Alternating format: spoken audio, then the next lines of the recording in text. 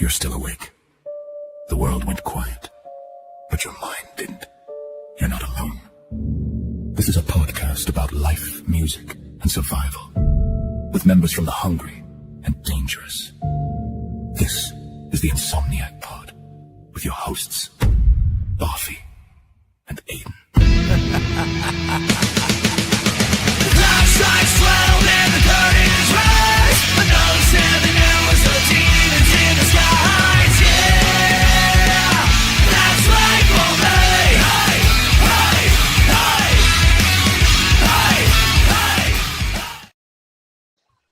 What is going on, everyone? What is going on? Clearly, if you're following us on the Instagrams and things like that, we were supposed to be on the Asylum Radio. Fortunately, they are having some technical difficulties, so we're going to do it here with us and these handsome gentlemen all around us. Ooh. Say hello, everybody. Hello, everybody. What's up? Yeah, you said handsome. Well, I mean, Aiden's in the chat. One of us, at least finally, we have a good-looking member of the band. It's true. You Yeah, know, but I Jeff- undo like half of that, so. Yeah, between the two of us, I mean, there's a hate crime just between the two of us. So. But then, Joe, I got to wear eyeliner in order for anyone to look at me, so. And you know whose fault that is. I blame the 80s for that, on you. I'm That's not fair. going to say who I'm blaming. I'm just going to leave it at that. Inside jokes. Dinkelberg. They go, It's real. It is real. Perry the Platypus. It's all Perry's fault. That makes sense. Platypus Steam. Is his name Perry, right? Close Yeah, enough. Perry the Platypus. Okay. Let me know the levels are for this one. We're gonna start this off nice and slow. Oh, Jordan, you want to talk, don't you? Well, that's your call. Is that the intro? Is that our monologue? And that McDonald's Wi-Fi is working overtime. I can. All right. No, take it away, Jordan. All right. So as Joe has already mentioned, everybody, we were supposed to be on Asylum Radio Network doing our world premiere of the new album, No Mercy. That's dropping in 4 hours, if not Can you less. hear it? You can't hear me? I can hear you. Hello? Can you guys Can't hear me? him. Can you hear me? Are we having technical difficulties too? I hear you. Oh, you can hear me. I hear you, Jordan. Matt can't hear Oh. you. Maybe Matt. Oh, And I earbuds can't, in. and I Huh? can't hear Jordan. You can't. he can't hear. I Oh can't. my goodness. All Let me right, take my earbuds out real quick. Hold on. Maybe this will help. No, it's because we're on the wrong side of the Mason-Dixon line. It's all Stop good. it. You guys hear me now? You all hear me now? No. Just exit out and come back in. Oh my Lanza. Yeah, I think we feel. So just to be a dick, we're going to start without Jordan. So this song, we're going to do a quick little track by track little teaser. And so we're going to start off with the intro called, oh, there's Jordan now. How about now? Yes. Perfect. Okay. Oh, God damn it. All right. I almost started without you. So the technical difficulties seem to be jumping onto our live show now. But all right. So yes, we were supposed to be live. We already talked about that on Asylum Radio Network. We're here now, live on the Insomnia Pod, to do the No Mercy world premiere live experience. Woo! Yay! Gold team rules. So basically what we wanted to do tonight is we want to go through the album and we're going to play a little bit of every song. We're also going to talk about every song, maybe some fun stuff, maybe some stuff, that people want to forget, or maybe things that ever came out. And basically, feel free to chime in on the comments section. We can read them all from Instagram, Facebook, and YouTube. And again, if you hear any songs, you're like, damn, these are really good. I need to hear this again. It drops in 4 hours. So 4 hours. yeah. And go pre-save it. It helps us. Like Joe said last week so nicely, it doesn't hurt you to press one button to add an album to a freaking playlist. Right. It's safe Yeah. for everybody's wallet. Exactly. Well. I'm Mm-hmm. going to start this off, Jordan. You just keep talking. We're going- Okay, so let's talk about them before we play them. Okay. Well, But basically, let's talk. I guess we'll go right into the first song. Very first song is off of No Mercy. It's called Mullen Lab, which was as if you guys have been following along in the track by track series on Instagram and all those places. Basically, the song started as this random instrumental that I sent Matt and Joe a while back that was kind of Pirates of the Caribbean-esque, you know. Yeah. And I remember going to Joe and Matt going, "Hey, like, I don't think this could be something. Maybe it's not." And I think Matt was the one who jumped in immediately. He's like, "No, I think this is really cool. Like, we could do something with this." Like the cool thing about that, like I sent you both drum ideas I had. I couldn't decide if I wanted to play, like I wanted to rip something on a snare drum or if I kind of wanted to go around the kit a little bit.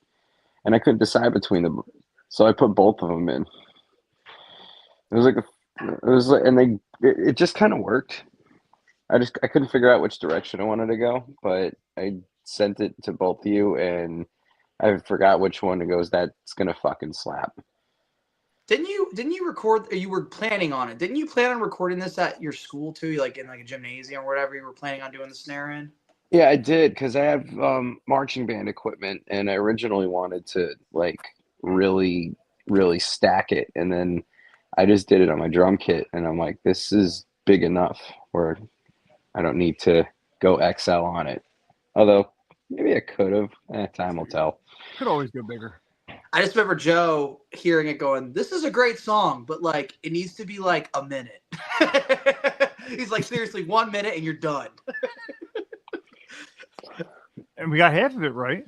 I mean, hey, it ended up becoming a really cool intro, and whether or not we'll fight forever on the JFK speech, and that's all right. I have comments about that, man. Out there, people in the audience. Because we The get very word secrecy is repugnant in a free and Oh, so they open can't hear us? society. And we are, as a no, people, we can have to talk over. inherently and If you want to historically hear it. opposed to secret societies, to secret Let's start oaths, up. Ugly and to face. secret proceedings. We decided long ago that the dangers of excessive and unwarranted concealment far outweigh Somebody the please dangers talk. which are cited to justify it. Even today, there is little value in opposing the threat of a closed society by imitating its arbitrary restrictions. Even today, there's little value in ensuring the survival of our What is going on there? And there is very grave danger that an announced need for increased security will be seized upon by those anxious to expand its meaning to the very limits of official censorship and concealment. I love that reverb at the end. That took me forever to nail that just right.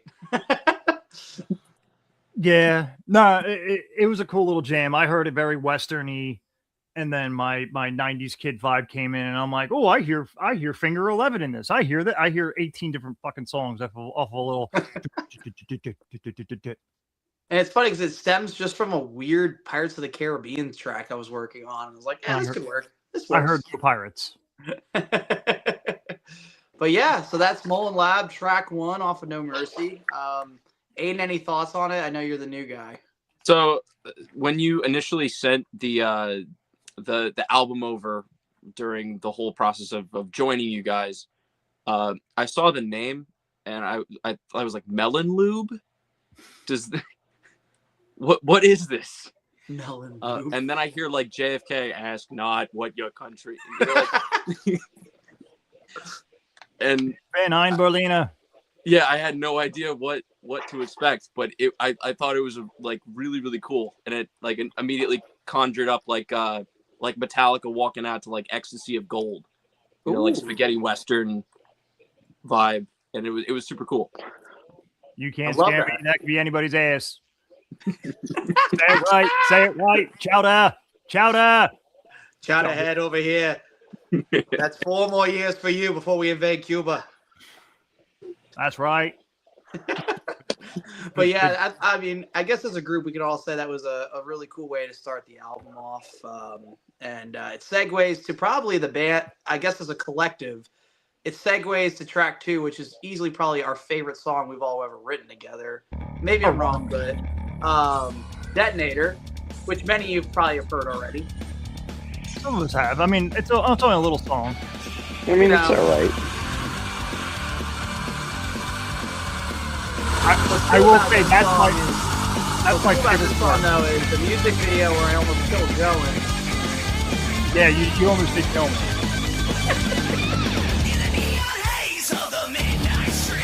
To be fair, no one knew there was a pitchfork in that haystack. Nobody knew there was a pit. We didn't know until we went, oh. Oh, Matt, I wish you were there for that because that was one of the funniest things ever. Like literally, I throw Joe over me, and then all of a sudden, Daniel just like Black Owl. He was like, all of a sudden, he was just like, "Hey, everybody, I need everyone to not move and everyone to stay still." And we're like, "Are we in trouble? What the fuck happened?" And Joe's like still like on top of me, like weirdly enough, still on top of me. Oh, you're stuck in missionary. Yeah, and I'm like, okay. Or no, I was on top of him at this point. Yeah. Sorry, I was on top of him, so like straddling him. Felt like Carmichael again. And all of a sudden, he goes tiptoeing past us, and as he goes, there's like a little haystack, like right next to Joe's head, like this. He pulls out this pitchfork. It must have been less than a centimeter away from Joe's temple. Oh my God. I was like, dude, I just almost killed Joe. Like, oh my God. Yeah. Become Spinal Tap of bass players. By the way, what the hell is that second movie? Sorry, anyway, that's another podcast, another day. But Detonator, I think if Joe and Matt, if you guys want to take the lead on this one, because you guys, this kind of stemmed from your idea, did it not? Yes. So actually, I'll start the story off. Matt and I, we were talking about, we wanted to make fun of Jordan, as we always do. Yeah. Damn gift. And so when Matt and Jordan were little kids, little chitlins, they had a little band called the Horsemen 5, and they had the song called Wanted. And that's how I met these kids and coached them along the way a little bit. And I always wanted the song to be faster. And Jordan, since I've ever met him and I will always butt heads on songs. Him and I will always butt heads on everything. We have the same end goal, just we both are button heads, which happens. But I always wanted it to be faster. So then we were talking about recording this album, and Matt goes, "I have a funny idea. Let's tell him we want to rewrite Wanted, and let's see how he reacts." So go ahead. So we're in the band FaceTime, and I'm making shit up like about this song the entire time. And I'm like, yeah, I want to do a Black Flag thing. I want to do this. And then Joe texts me, he goes, "You're talking me into this. I don't even know what we're doing." like who you selling it to? Like, He already made the sale. He's already in the car. Yeah, like I've already signed the paperwork. I'm like, and then that's how the song turned out. And then Matt came over one day, and him and I just banged it out with the core idea. And then Jordan threw a scratch track over it, and just that scream at the beginning, which is my favorite part of the whole song. It just that scream, and I'm like, yep. That's money. That's the money. We actually have a real song. Done right the second time. It only took 15 years. It's okay. Hey, at least we got there though. Some people don't ever get there. All right. Wait, Aiden, what was your first thoughts when you heard Detonator? So when I heard you guys, what was it, like 2 years ago at this point, at the Nail? Insomniac's tour, yeah. Yeah. So when I was watching you guys during that show, I was like, all right, this is cool. I love, the 80s sound. And then I opened up Detonator to like start learning it. And then I hear the scream and I'm like, holy shit, who the fuck is that guy? Dude, it was heavy and it grooved hard, and it definitely played a very key role in my enthusiasm towards this album. And I mean, it's got to be cool for you because like you're the only one out of the three of us that kind of got the perspective of being in the band, but also really being an audience member for the band. So you kind of got to see everything in full circle. Yeah, and it's definitely a very, very interesting dynamic of seeing you guys live as being my introduction to you guys as a group and what you guys were about, and then having to listen to these songs and start to learn them I've grown to appreciate the whole thing as in a more unique light and a different perspective, and get to appreciate all the little details. I'm like, oh yeah, I forgot that when they played this song, this part was in there, and I still remember. I still remember your mom, like after our set, came over to our merch table and bought like one of everything. Yeah, I do remember that too. She was so supportive. Yeah, she's the best. Hey, we knew we had something there when Aiden's mom came up. She was like, that song Summer '69, it was a perfect cover. Perfect cover. I'm like, yeah. I mean, just think about it. We had a mom come to the merch table. We have to have Joe do it. I know Joe didn't even have to say hi. That's because I met her 24 years ago, and now we have Aiden. Oh. Yes, there's a new conspiracy that Aiden is Joe's son. That'll be on the next record. We find out the test results, Maury style. It's a Jerry Springer segment. Seriously, I sent this today to the guys of random vocal clips, like early pop punk things, where it's like, I want to hear, "You are not the father." All my friends are dead. I mean, just saying. We're getting close to it. Oh. All right. Should we move on? Yeah. Yeah. All right. Track number 3, Whiplash Smile. I mean, my personal favorite song off the record. It started off as something I thought was going to be a B-side, but I believe Matt was the only one who actually saw it as a legit contender for a single for a little bit. Until I knew the moment that somebody ordered a cowbell and sent it to my house that this was going to be a fun song. That's the best video to this day from this whole run. Matt doing the cowbell tracking for this. Dude, I'm learning that song and I'm like, what do we put in this? And I think Joe's like, we should do a cowbell. I'm like, I don't have a cowbell. And then he texts me 30 minutes later. He goes, what's your address? And I gave him my address. He goes, it'll be here Thursday. You got a cowbell guy? I got a cowbell guy. Yeah. It's just that if we're going to go that 80s style and sound, and you got to have it. Oh, yeah. And then luckily for the studio magic aside, that's something easily one of us could play on stage when Matt's obviously not hitting the cowbell or something like that. Cowbell, have a whole cowbell solo. I just love this song in general. There's so much power behind it. Those backing vocals, and it's a nasty rock song. And it sounds like I'm about to play an old 80s video game. Yeah, what is it, Need for, what is it, before Skate or Die. Car game, yeah. I love that high yell, man. All you can see is Matt. I had to. It had to happen. It's not really cowbell. You don't. Hey, people are watching. Can you actually hear the music? Someone comment. Bueller. I am very excited to play this one. The drums are. Ooh, I got a comment. So, funny thing about right that. Before the Whiplash Smile. So when Jordan first had that, all I could hear was Sam Kinison, who's an old comedian, and I wanted to figure out a way to just get him that one. Ow! And to just have it buried in the mix. I did pretty close. I got pretty close though with that one. Yeah. No, you did, but it would just be funny to actually say I put a writing credit on that one, backup vocal Sam Kinison. I love it. I love That's it. what you get, you fucking whore! Maybe for the next record, we're gonna need some more outspoken things like that. I know a lot of outspoken people. I'm sure you do. The one thing about Whiplash Smile too that I think goes pretty much doesn't get talked about enough though, but that song was literally written lyrically after we got dropped from our last label and management company. It was meant to be a kind of like a fuck you, we're gonna do this better and we're gonna make you pay for dropping us type of deal. Granted, who knows if whatever came of that, but I was pissed off when I wrote that song, and that's something I'm proud of. I'm proud of that track. I thought it was a really cool song, and lyrically, man, that thing fucking rips.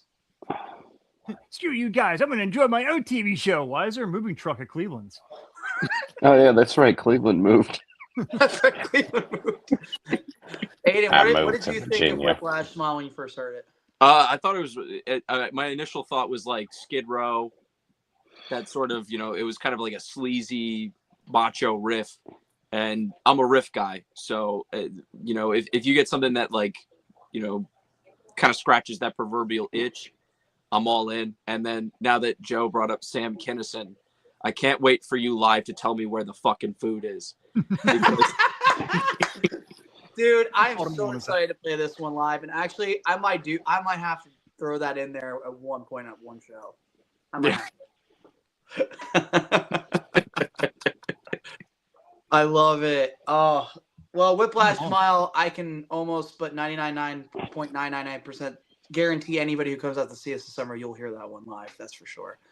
All right, moving on. Track number 4. Is this my favorite? What's that? Is this my favorite? This is a Joe Barf original here. Carrie Psycho Prom Queen. Obviously started off the album cycle, and I can speak for most of us. We're all huge horror fans, but Joe, do you want to take the lead on this one? So I wrote this song many, many moons ago when I was singing for a horror rock band, and we were working on a new album, and I was like, and I've said this before on other podcasts, on other places, I cannot write a real love song. I have tried. I could like I could be heartbroken to anything, but I couldn't write about a girl who hurt me. But I could write a song about fictional characters, and I have a weakness for redheads. I have a weakness for bleeding women. So it gelled together, and that's how the concept started with that. And so when I brought it to Jordan, I said, "Hey, we were doing our first tour together, and I was just playing riffs, and you were like, yo, we could work with something like that." I'm like, well, I got a whole arsenal of that shit. And so that's how this all really started.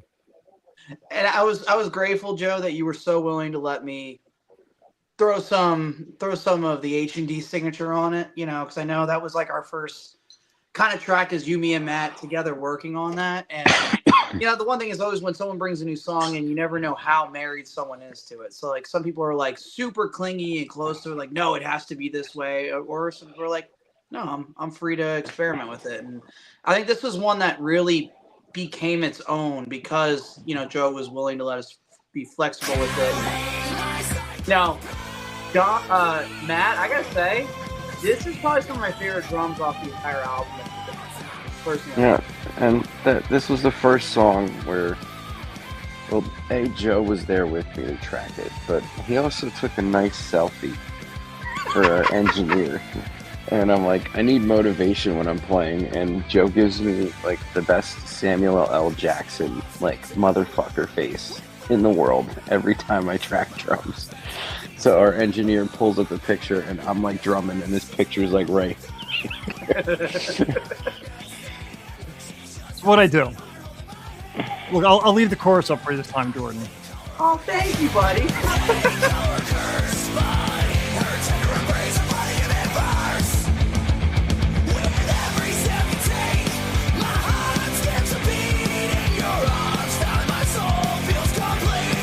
This fast goes I love the new whoppy vocals here. The backing vocals, man, that's so good. I do. I grew up with that shit, like the doo-wop era, and then just like gang vocals in general. So who doesn't love a good gang vocal? And then if you could make it into a nice decent harmony, which is why I can't wait for Aiden, because then we can actually get some harmonies on stage behind you. Yeah, it's gonna be fun, man. It's like Life Won't Wait from the first record. It was like that. When Matt and I were putting it together, it was very like, oh, I want to do Elvis Presley, but like if Lemmy did Elvis Presley, and that's how Life Won't Wait became a thing. And then I still hate playing that song sometimes. Why like Matt? that one? Why, Matt?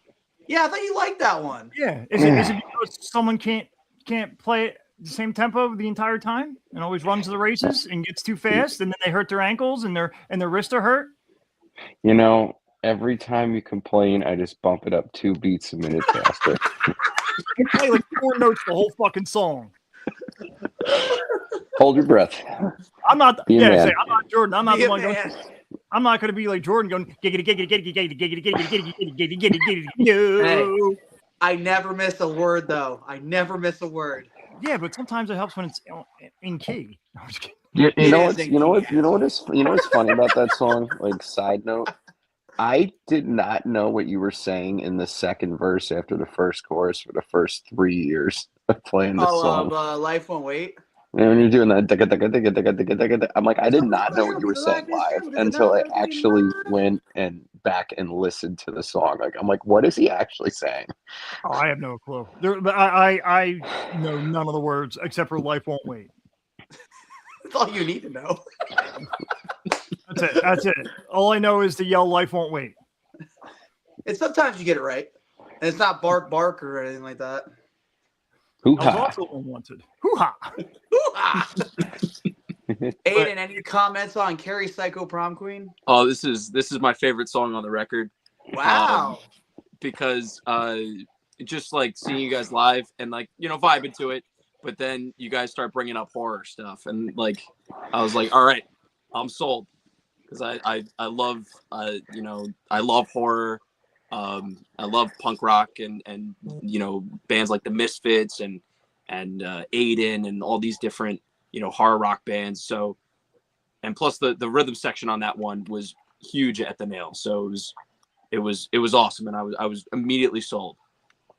Funny enough, I think we debuted that song the night before too, and we were like shitting bricks at Connorfest trying to do that song because we'd never done it. And Yeah, that was intense because we had Detonator in there too, and this was the first time we're playing like new songs, and literally like the second night of the tour, it's like, here's 4 cameras, you're doing a live video. You guys nailed it though. I appreciate that, homie.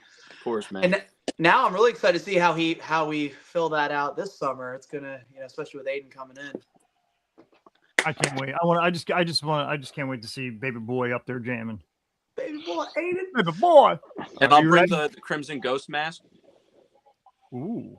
So we'll break that out during this song. Oh yeah. I'll bring my Jim Jones mask. And I'm gonna bring my nice new hat. Joe, why do you, no, you know what? I'm not even gonna ask. Sorry. I'm a boxing fan. That's fair. All right. Moving on. So we're not here for 3 hours. Moving on. Track number 5, one that no one's ever heard yet. This is exciting. So Jay's Elbow Room, which I did the track by track series this morning on. Jay's Elbow Room actually is a real place for people who maybe don't live in the Marlton, Medford area of New Jersey, but is a old dive bar that literally cannot express the word dive bar enough to you on. That, you know, Matt, you know, Joe and I hung out quite a bit at and had a lot of great memories. You know, I actually met my wife there for a few drinks before we were even married. You know, like it's supposed to be a nostalgic song, really reflective of just the good times and like what they call the golden years. And I wanted to recapture that essence of, it's a Friday night, you're 21, and maybe, you know what, the one thing I want to do is go to a stupid dive bar because I can, and I'm going to go with my boys and have the best time of my life. And that's kind of where the song stems from. And musically, you know, it's got this like Andrew WK meets Sunset Strip, you know, rock and roll.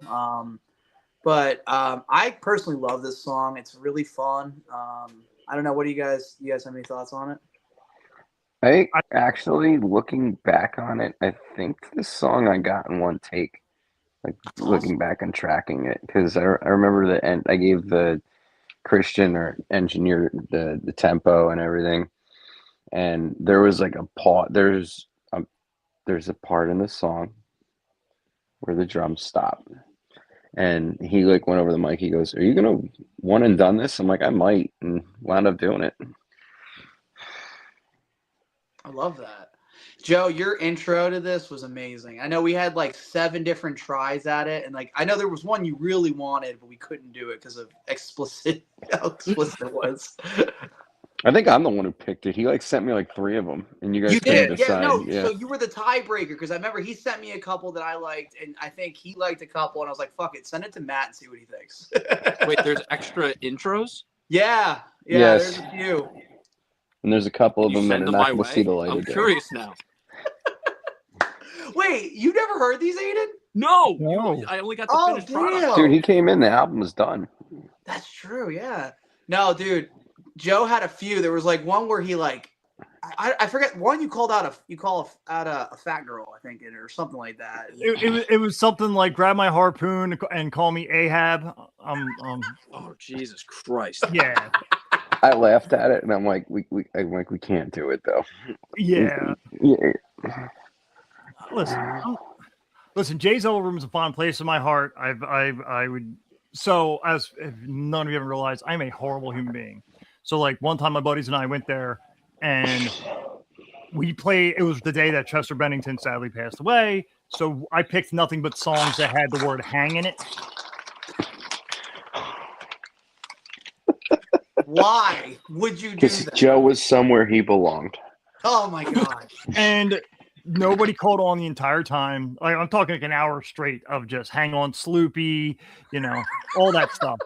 And the bartender's like cashing us out, and he goes, "All right, gentlemen, here's your last round." And he's wiping down the bar, and he goes, "You guys are fucking assholes, by the way." I'm like, "What are you talking about?" He goes, "I hear what you're doing." I'm like, and as I commented on Facebook earlier, I had a definite threesome proposal there. So, Joe, I'm pretty sure you and I did business transactions at Jay's Elbow Room before. I've done a lot of different types of business transactions at that place. Yo, bro, where you at? I got a frat boy here who thinks he can out-show you. Get him on the J's now. Peace. Come here, frat boy. It's Friday night. If this comes out at midnight, I think people are going to like this one. Yeah. It's a bop.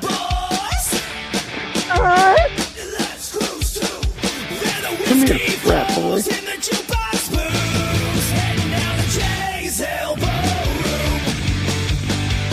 I really want to play this one on tour eventually. We can find maybe do it in Jersey or something. Oh, I agree.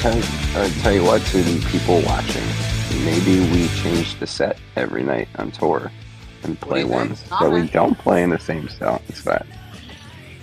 We can sprinkle some things in. You don't want to change the set every night because we can't practice that long. Yeah, it's true. Aiden, talk to us, buddy. About this song? Yeah. Yeah. I mean, I thought this one was a fun one. It's weird because having to like learn all this stuff again for the impending tour. It's weird because it was one of those that I like. I felt like I had to like learn all that stuff so fast, to kind of meet the deadline that we talked about. And I think it was like one of the first meetings I had with you guys where you guys like, all right, go learn the albums you got until like X time. So it's like I didn't even like I just learned it and wasn't really like paying much attention to the song. It was just like, okay, like we a couple days intensive on this song, learn all the parts. All right, cool, on to the next one. And then I looked up, when we met the deadline, I was like, all right, I learned all these songs. And then you said Jay's Elbow Room, and I was like, the fuck is that one? I had to go back and listen to it. What's fun about this one too? There's so much fun guitar on this. Like, Yeah. dude, there's just so like not even just the solos and the leads. Like, there's so many dual harmonies and like the middle section right before the solo where it's like that build with the It's super fun. Oh, dude, this is such a bop, dude. I love this song, man. Did you just say it's such a bop? It's such a bop, and there it is. That's mighty something of you. That's all I'm gonna say. That's next song. We're you know what? 5 minutes. I'm muting you. Bye. All right. I'm muting them for 5 minutes. I can't deal with them. Yeah, that's right. Oh, you forgot. Oh, we forgot. Oh, we forgot. We gotta explain a little Easter egg with us in the van. That's right. So if somebody in the band tells a joke and nobody laughs, which Jordan was the recipient of many times, How high are you? you have to sit 5 minutes alone in an isolated chair in the band that we call the cup chair. That we do. That we do. All right. Yes. I'm so- usually on the back end from that one usually. But yeah, it's okay. but Jordan, that's all 5 right. minutes when we start the tour, by the way. 5 minutes. Okay, I'll take he's it. already in there. I'm already buckled in. And everything. Put him in the child safety belt. You know. Joe's got tape on my mouth. Yeah. We're getting McDonald's. You're not. Matt and I are fighting about the buckle. Hey, the buckle goes in here. No, it doesn't. I'm not here for the music. I'm here for Buc-ee's. Aiden has just got a GoPro on and he's just filming all this going on. All right, next I song. was thinking like you start to like to, hey guys, can you let me out of the chair? Finish your fucking coloring books. All right, this is getting hopeless. All right. Well, perfect segue there. Track 6. Is that where we're going? Hopeless Romantic. This one I can kind of talk on. Started as a track from like a decade ago I was writing. Hated every iteration of this song because it never hit the right mark. It was supposed to be something very similar to the Struts. But like, again, never really nailed down the idea. It was supposed to be like a love story, kind of gone awry, but like then the memory kind of remains type of attitude, kind of like a summer fling deal. Just kind of trying to write in that vein of the Struts. But, I think what was really wild about this song, and I know this song definitely stemmed a lot of fights during the recording of it all. Can you hear him talking? Yeah. Yeah. No, I can't. But basically, from all the fights and everything that went into it, and believe it or not, many people don't know this Easter egg about this song. The original version of Hopeless Romantic actually had the main riff of Rockefeller Bop in it, which is really wild. And Joe looked at me when he first heard the demo and he goes, that riff right there needs to be its own song. So because of Joe, Rockefeller Bop exists.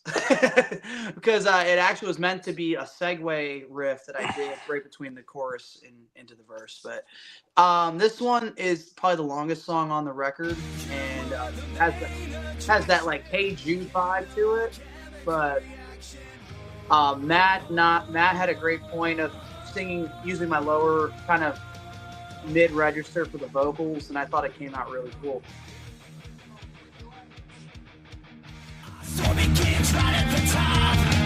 Let me locked eyes in that shop. Oh Lord have mercy. Wondering where my heart's being led as the midway over my head. A match made for the silver screen. We want to play it for me. Still playing.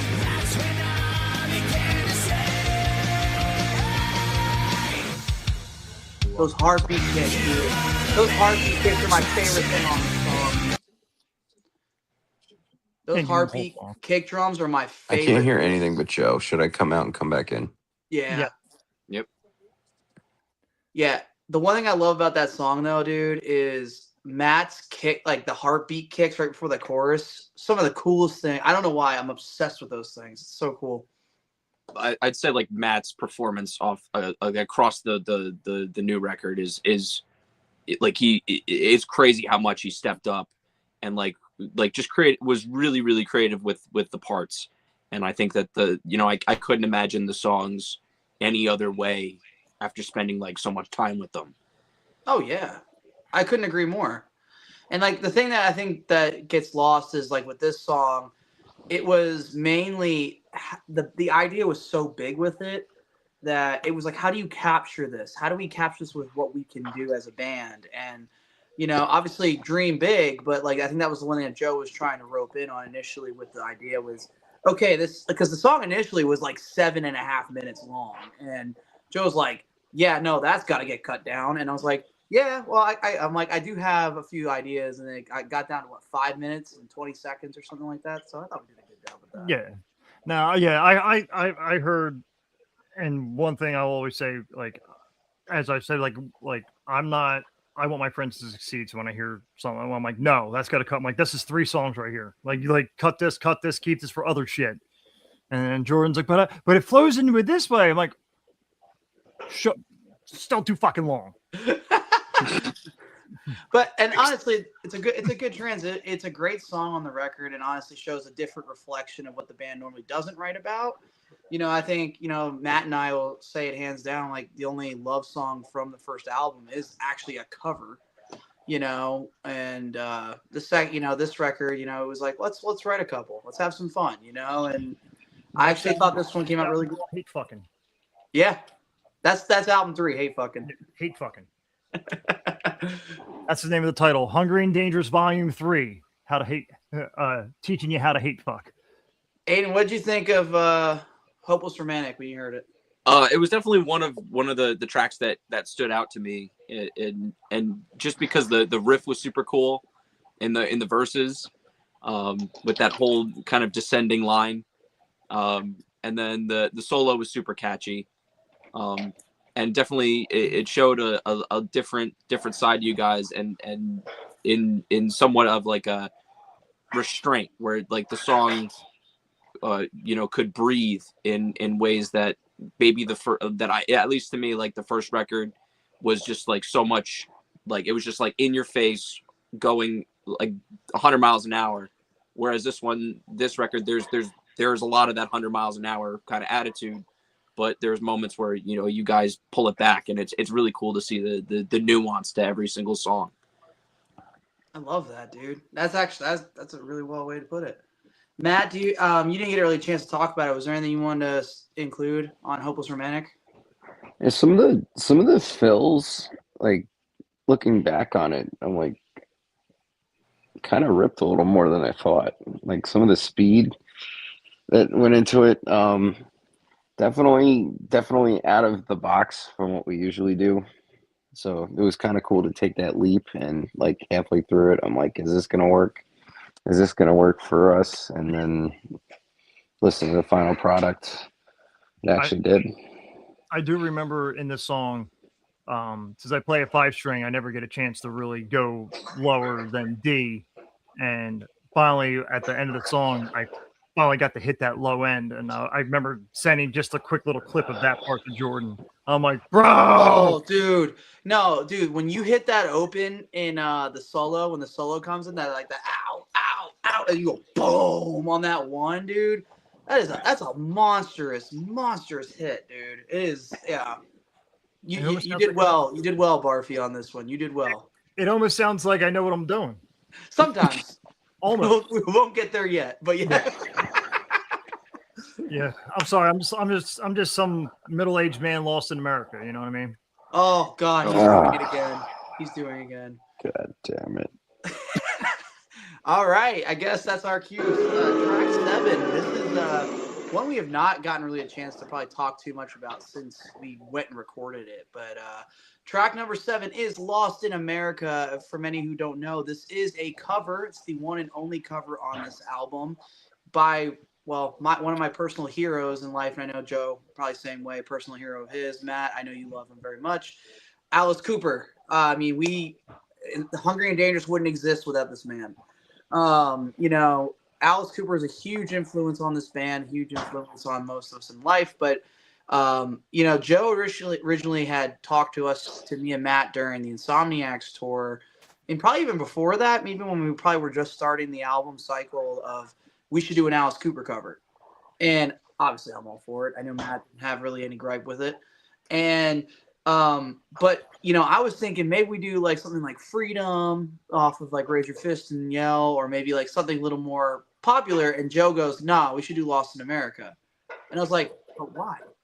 And he goes, "Well, what if we modernize it? Like, let's modernize this track and like make it for the modern day, kind of like American Idiot." And I was like, actually, there's something there with that.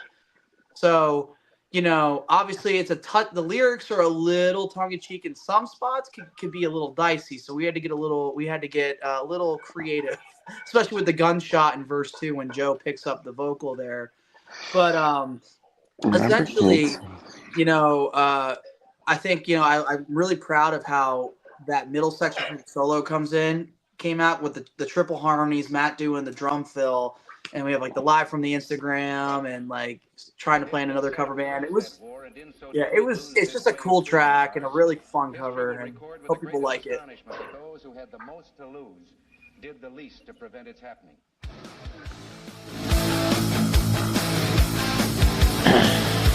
Joe, anything to say about it? Oh yeah. So it was when we agreed to do a Cooper song. You know, I wanted to do obviously like I Love the Dead, $1 Billion Babies. I wanted, and then at like I forget, it was like I was one of the nights I couldn't sleep like normal. This video came on YouTube, and I'm like, I'm like, holy shit! And then this is also, well, it was just there's a lot of shit going on in the political spectrum and all that shit. So I was like, if we modernize this for what's going on today, which a lot of it's still today anyway now. Because a lot of it's more tongue in cheek. But I still laugh at the fact that I sent you my version and your wife yells at me. Oh my God.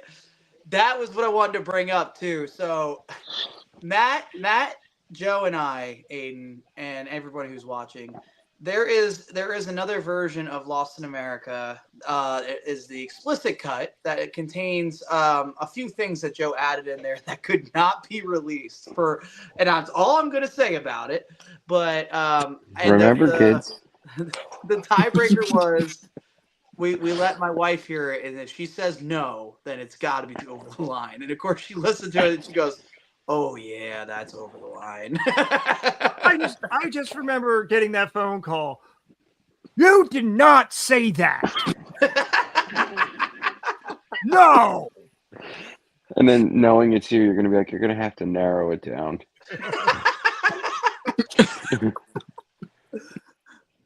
But Joe, it's even funnier too because you still get away with that verse. Was it verse 3 when you're like, I can't go to school because I don't have a gun, and you go boom.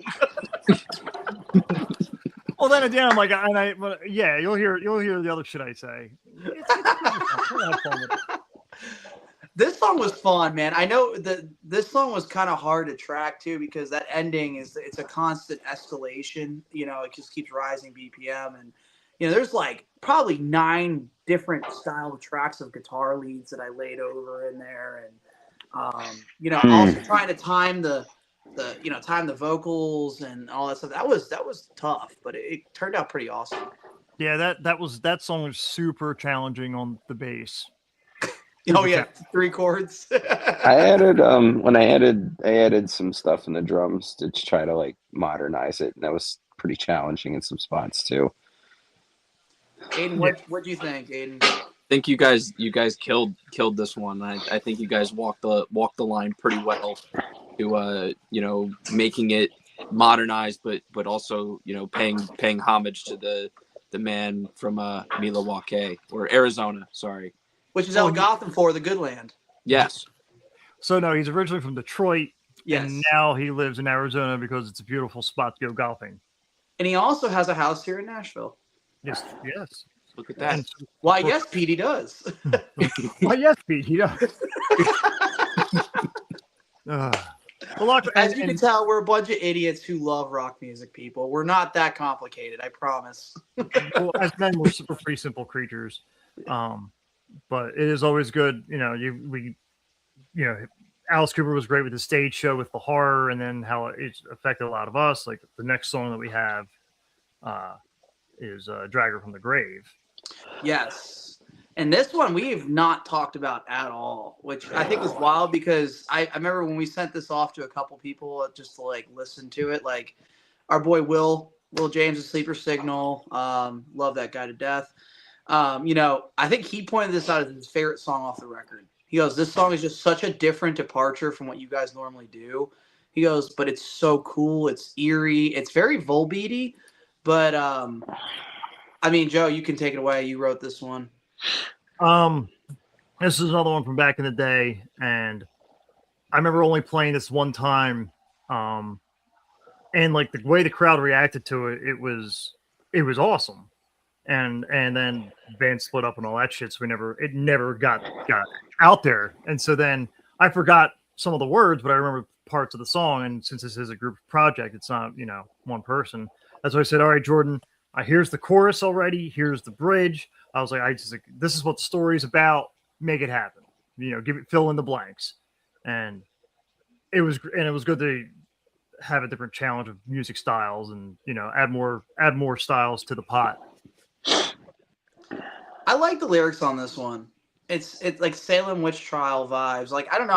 I dug writing this one with you, Joe, because it was just fun. It was fun. Yeah, it's awesome. Yeah, it's fun, and to hear what other people have to think of the song, like ideas to change and things like that. And I will say, you've gotten a lot of confidence on this lead. Really? I love this lead. Very, very well done. With Matt's little accent on the high right there. Come on. A lot of 5 a.m. conversations with that. Hey, it works.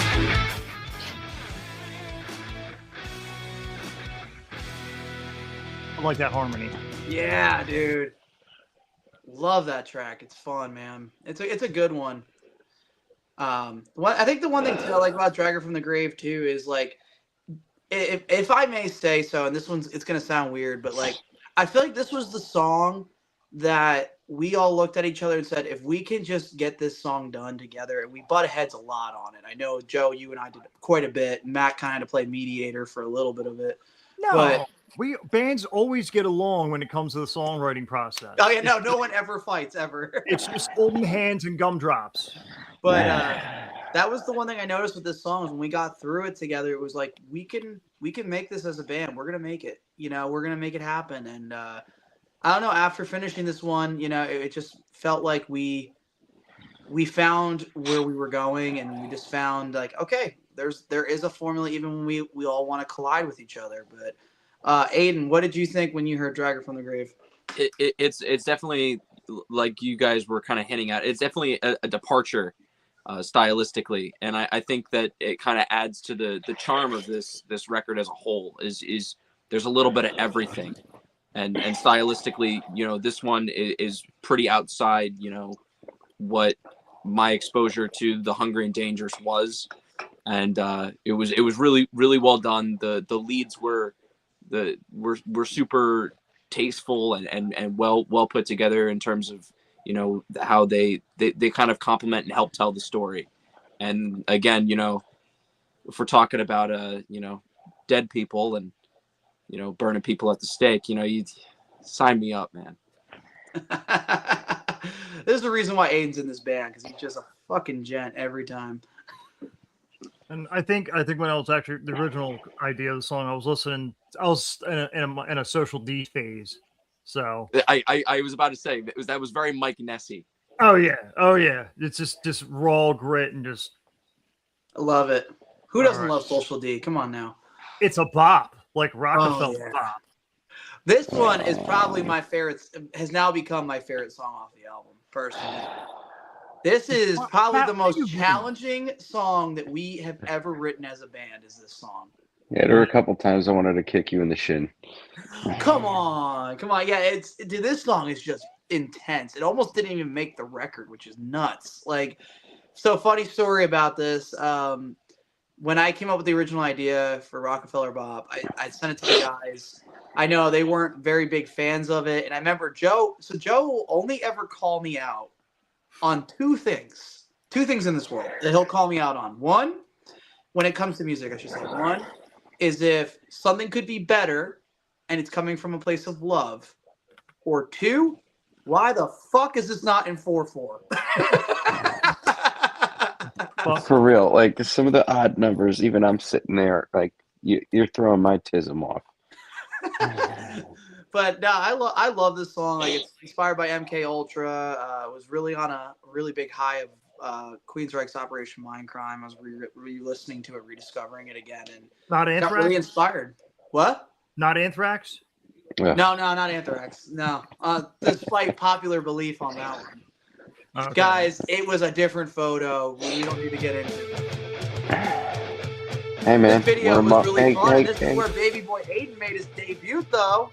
yeah, he's among the living now. So I said I'm a big fan of Mosh. He has yet to experience a road trip with Barfy yet. Oh, that's He'll be coming calm. soon, though. I'm excited.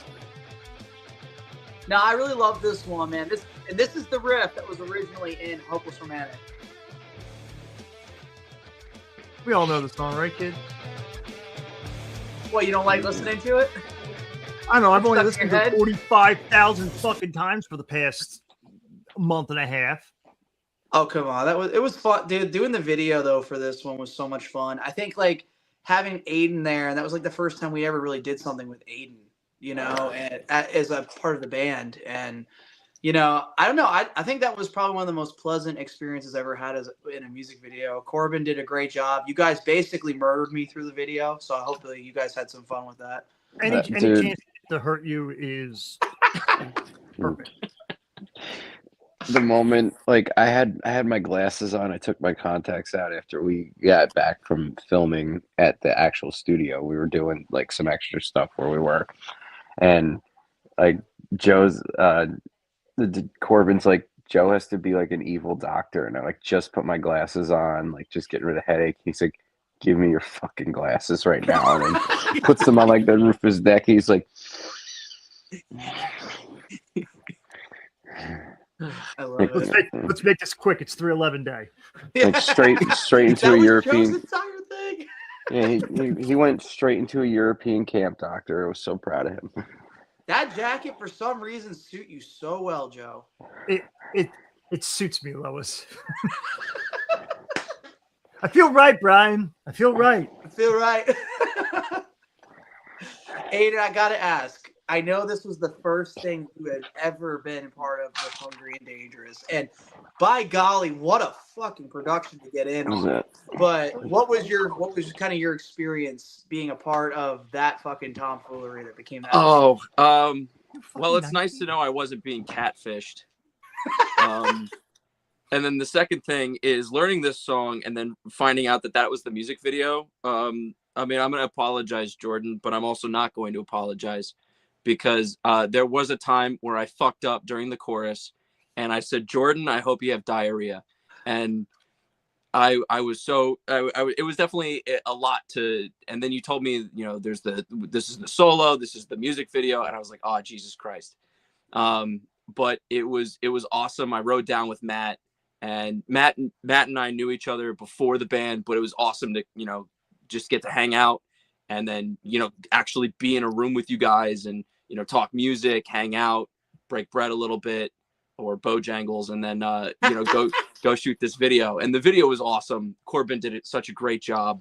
And Chill Studios was an awesome place to be. Everybody was super cool. And all in all, it was just an awesome experience that, you know, definitely kind of was like, wow, this is happening. This is real. Jordan, and Aiden had witnessed this, and I don't know if you noticed when you got home, I may have spilled Bojangles mac and cheese on your guitar case. You did? Yeah. I never noticed. I looked. I didn't see anything.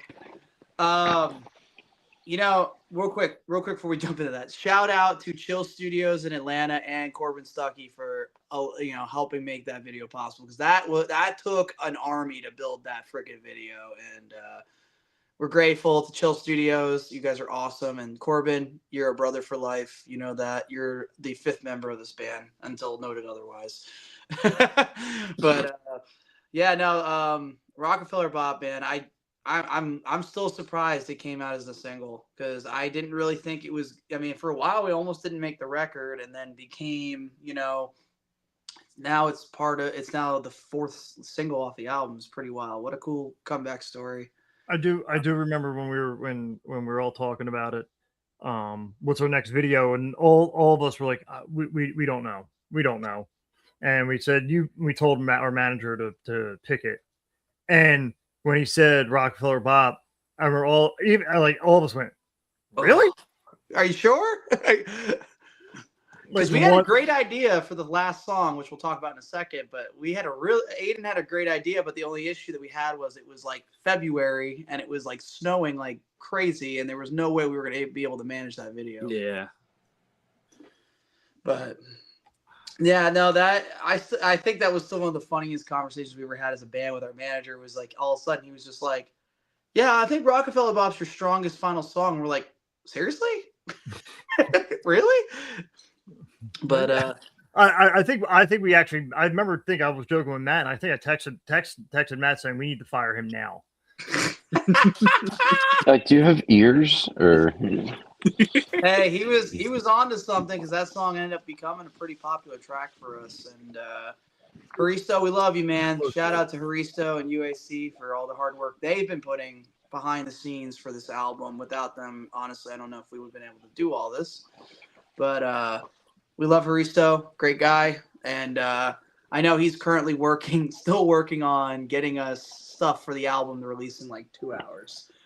Talk about putting his time in. So he's burning the wheel at this point. It's 4 a.m. where he's at. The album's probably already out at that point. If you're in Europe, let us know what you think of the record, please. So. But that leads us to our final track of the album, which we all thought was going to be the final single for the record, which turns out ends up being the last song on the album. Life and Times of a Public Enemy. This one was kind of cool, actually, believe it or not, stemmed from Joe almost getting canceled on TikTok a while back. But the idea of the song, I kind of came up with it when we were on the road for the Insomniacs tour, was like, it seems like nowadays anybody who tries to go after a dream or anyone who tries to chase it and be professional with it, it's to the internet, that's like a reason to make fun of them or laugh at them or mock them. And, how dare you go after a dream because they're not good enough to go after their own dreams. And the song, the riff that starts the song off actually stemmed from a song I wrote years ago in another band, and it never went anywhere. And we the song kind of sat in limbo. Nothing ever happened with it. I'm like, you know what? I'm just going to repurpose this because it is a really cool riff. And it's got this kind of like almost Delta blues style sound to it, like a very Mississippi Delta blues, like almost Brother Jailbird sound to it. And I think this one is like very Delta blues meets Crash Diet meets everything in between. But I thought it was a great ending to the album. But yeah, what do y'all think? Just an awesome closer, super heavy chorus. And that was probably like the most like pleasant surprise on the record, because I hear it and it's got that Delta blues thing, and then it gets into that just super like just massive feeling chorus, and that's why I was like, oh man, this has got to be a single or something. Mine was the rim clicks like that. That was my favorite part. Matt, those were clean. The rim clicks, that was cool. Just like I heard the blues riff, and I'm like, I'm gonna go like real old school blues on this. Like, it's just. Whew. Any chance I can play my Martin, I'm in. I love playing that thing. Ooh, I play Martin. Look at me, I'm Jordan. What about you, Joe? You haven't said a word about it. It was cool. It reminded me of Death Clock when they learned to play the blues. like all I would see is all I could picture is like mashed potato Johnson, hanging out. And there goes, and that shows it right there. Anyone who tries to go for their dreams becomes a meme. Remember, This all stemmed from Joe almost getting us banned off TikTok, which I think is hilarious. I know. It's like I'm trying to get in trouble now without, going to jail. Maybe. But like, like last week's podcast, Monday's podcast. I for sure thought we're gonna catch some flack. Turns out you just made people laugh. Yeah. They're like, oh, he said a bad thing, but it's pretty ironically funny. We gonna play it? I'm going to it right now. Surprised you didn't say this kind of had a little bit of a Dropkick Murphy vibe to it too.